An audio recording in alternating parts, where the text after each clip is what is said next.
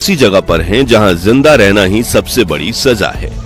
हर तरफ मीलों तक सिर्फ मौत की खामोशी है और जलती हुई रेत।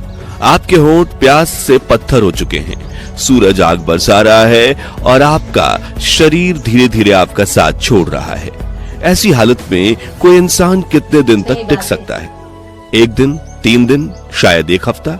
लेकिन क्या हो अगर मैं आपसे कहूं कि एक इंसान इसी जहन्नुम में 1-2 नहीं बल्कि पूरे 71 दिनों तक जिंदा रहा। ये कहानी सिर्फ हिम्मत की नहीं है, ये कहानी है उस खौफनाक हकीकत की जब जिंदा रहने के लिए आपको अपना ही पेशाब पीना पड़े, जब भूख मिटाने के लिए आपको चमगादड़ों का खून चूसना पड़े और जब सारी उम्मीदें टूटने पर आप खुद अपनी मौत को दावत दे दें, लेकिन मौत भी आपको अपनाने से इनकार कर दे।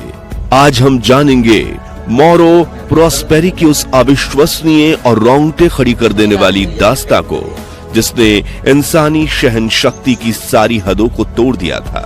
तो अपनी सांसें थाम लीजिए क्योंकि ये कहानी आपके होश उड़ा देगी। साल था 1994। मोरो ने फैसला किया कि वो दुनिया की सबसे मुश्किल रेसेस में से एक मैराथन डे स्लैब यानी कि मैराथन ऑफ द सेंट्स में हिस्सा लेंगे। ये रेस मोरक्को के सहारा रेगिस्तान में होती है। ये कोई आम मैराथन नहीं है। इसमें 6 दिन के अंदर लगभग 250 किलोमीटर का सफर पैदल या दौड़कर पूरा करना होता है। इस रेस का सबसे चैलेंजिंग पार्ट यह है कि हर पार्टिसिपेंट्स को अपना जरूरी सामान जैसे खाना, स्लीपिंग बैग और कपड़े अपनी पीठ पर उठाकर दौड़ना पड़ता है। ऑर्गेनाइजर्स सिर्फ पानी सप्लाई करते हैं, यानी आप रेगिस्तान में बिल्कुल अपने दम पर होते हैं। माउरो इस चैलेंज के लिए पूरी तरह तैयार थे। कुदरत का कहर, जब तूफान ने रास्ता बदला, रेस शुरू हुई और पहले कुछ दिन सब ठीक चलता रहा। माउरो अच्छा परफॉर्म कर रहे थे, लेकिन रेस के चौथे दिन अचानक मौसम ने अपना रूप बदला। सहारा में एक भयानक रेत का तूफान आ गया। हवा इतनी तेज थी और रेत इतनी घनी कि कुछ ही पलों में आसपास देखना बिल्कुल नामुमकिन हो गया। यह तूफान आम नहीं था, यह लगभग 8 घंटे तक चला। इस दौरान माउरो ने तूफान से बचने के लिए एक जगह शरण ली। जब तूफान शांत हुआ और माउरो बाहर निकले तो उन्हें एक झटका लगा। उनके आसपास का पूरा लैंडस्केप बदल चुका था। रेत के टिले इधर से उधर हो चुके थे।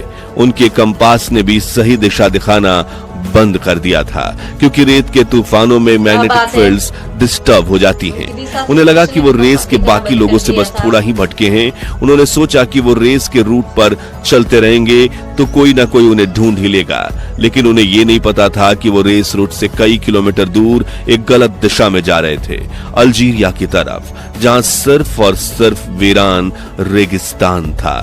पहला दिन बीता, फिर दूसरा। माउरो के पास जो थोड़ा बहुत खाना और पानी था वो खत्म होने लगा। उन्होंने रेगिस्तान में जिंदा रहने का सबसे पहला और मुश्किल सबक सीखा।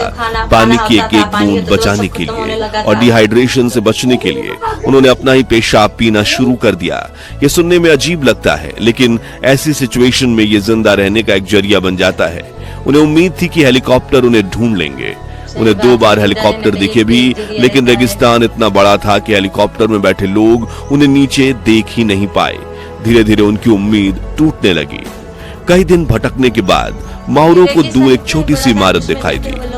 वो एक माराबाउट था, यानी मुसलमानों की एक पुरानी वीरान सी इबादतगाह या मजार। उन्हें लगा यहाँ उन्हें जिंदा रहने का एक नया जरिया मिल गया। उस मजार में ढेर सारे चमगादड़ रहते थे। अपनी भूख मिटाने के लिए माउरो ने उन चमगादड़ों को पकड़ना शुरू किया। वो उनका सिर काटकर उनका खून पीते थे ताकि उनके शरीर को थोड़ा फ्लूइड मिल सके, और उनका कच्चा मांस खाते थे। उन्होंने रेगिस्तानी पौधों की जड़ें भी खाई। यह सब उनके लिए एक भयानक अनुभव था, लेकिन उनके अंदर जिंदा रहने की चाह अभी भी बाकी थी।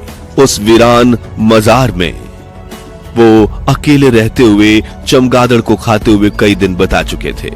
अब माउरो की सारी हिम्मत जवाब दे चुकी थी। उन्हें लगा कि अब उनका बचना नामुमकिन है और वो इस तरह तिल तिल कर मरना नहीं चाहते थे। उन्होंने एक बेहद दर्दनाक फैसला लिया। अपने परिवार के नाम एक छोटा सा नोट लिखने के बाद उन्होंने अपनी पॉकेट नाइफ से अपनी कलाई की नसें काट ली ताकि उनकी मौत नींद में हो जाए, लेकिन शायद किस्मत को कुछ और ही मंजूर था। एक चमत्कार हुआ। डिहाइड्रेशन की वजह से उनका खून इतना गाढ़ा हो चुका था कि वो नसों से ठीक तरह से बह नहीं पाया और जल्दी ही जम गया। जब माउरो सुबह उठे तो खुद को जिंदा पाया तो उन्हें एक झटका लगा। उन्हें लगा कि यह ऊपर वाले का इशारा है। उन्हें यह एहसास हुआ कि उन्हें मरना नहीं है बल्कि जीना है। इस घटना ने उनके अंदर जिंदा रहने की नई हिम्मत और एक नया मकसद भर दिया। माउरो ने उस मजार को छोड़ने का फैसला किया। उन्हें तुरेग लोगों की सिखाई हुई एक पुरानी बात याद आई।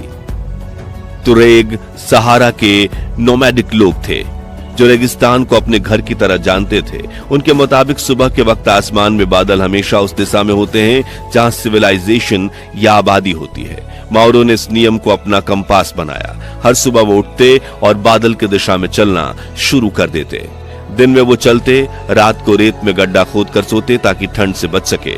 उनका सफर फिर से शुरू हो चुका था, लेकिन इस बार उम्मीद के साथ। दिन हफ्तों में बदल गए। माउरो चलते रहे। उनका शरीर जवाब दे रहा था, लेकिन उनका दिमाग अभी भी मजबूत था। फिर इतने दिनों की मशक्कत के बाद उन्हें वो दिखा जिसका वो कब से इंतजार कर रहे थे। एक छोटा सा नखलिस्तान। वहां पानी था। उन्होंने जी भर के पानी पिया। यह उनके लिए किसी अमृत से कम नहीं था। थोड़ी दूर चलने पर उन्हें इंसानी पैरों के निशान दिखे।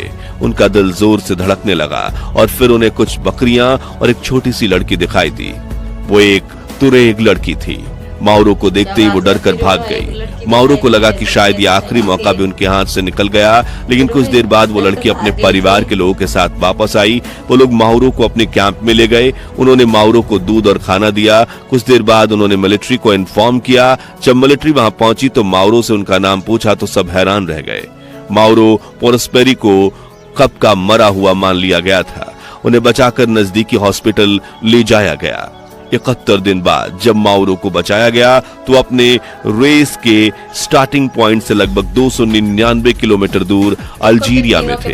उन्होंने रेगिस्तान में 71 दिन गुजारे थे, वो भी अकेले। इस दौरान उनका वजन 18 किलो कम हो चुका था। उनके लीवर और किडनी बुरी तरह से डैमेज हो चुके थे। डॉक्टरों ने कहा कि उनका बचना किसी चमत्कार से कम नहीं। उन्हें रिकवर होने में लगभग 2 साल का वक्त लगा। उनकी ये कहानी पूरी दुनिया में फैल गई और लोग उनके इस अनोखे सर्वाइवल से दंग रह गए। तो दोस्तों, ये थी माउरो पोरस्पेरी की अविश्वसनीय कहानी। एक ऐसी कहानी जो हमें सिखाती है कि इंसानी शरीर और दिमाग में कितनी ताकत होती है। जहां साइंस और लॉजिक के हिसाब से बचना नामुमकिन था, वहां माउरो के जज्बे, उनकी हिम्मत और जीने की जिद ने उन्हें जिंदा रखा। सबसे हैरान कर देने वाली बात तो यह है कि इस हादसे के कुछ साल बाद माउरो पोरस्पेरी फिर से उसी मैराथन डी स्लैब्स में हिस्सा लेने गए। उन्होंने अपने डर का सामना किया और रेस पूरा भी किया। माउरो की कहानी हमें एक चीज बताती है, नेवर गिव अप। चाहे हालात कितने भी खराब क्यों ना हो, उम्मीद का दामन कभी नहीं छोड़ना चाहिए। अब माउरो पोरस्पेरी के इस जज्बे के बारे में आप क्या सोचते हैं?